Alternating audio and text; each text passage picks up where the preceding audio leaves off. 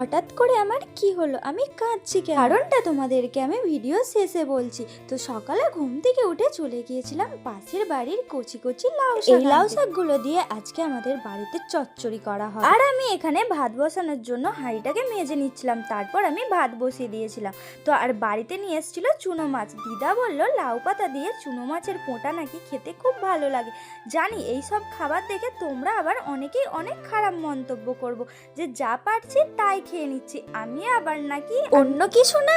তো যাই হোক, আমি তারপর চলে গিয়েছিলাম রামপ্রসাদ, কারণ আজকে ছিল আমার একটা ফুলের মালার দরকার। বাড়ি এসে আমি এখন স্নান করে নিয়েছি। তো এবার বলি তোমাদেরকে কারণটা, কারণ আজ ছিল আমার ঠাকুমার মৃত্যুবার্ষিকী। আর আমি এখানে ঠাকুমার ফটোটা দেখে চোখের জল আটকে রাখতে পারলাম না, কারণ আমার ঠাকুমা আমার কাছে ছিল আমার মায়ের মতো। তো কারণ আমি আমার ঠাকুমার কাছে ছোট থেকেই মানুষ হয়েছি, আজও আমার ঠাকুমার কথা মনে পড়ে। কাউকে ঠাকুমার বয়সে দেখলে কি ঠাকুমার কথা বললেই আমার চোখ দিয়ে জল বেরিয়েছে। তো যাই হোক, মা এখানে সন্ধ্যাবেলায় বড়া ভাজছিল। তো এই বছর তোমরা কারা নতুন আলুর বড়া খেয়েছো অবশ্যই কমেন্ট। তোমরা অনেকেই বলো আমি কেন কমেন্টে রিপ্লাই দিই না, তো তোমরা এবার থেকে একটা সুন্দর করে কমেন্ট করো, আমি নিশ্চয়ই রিপ্লাই দেবো।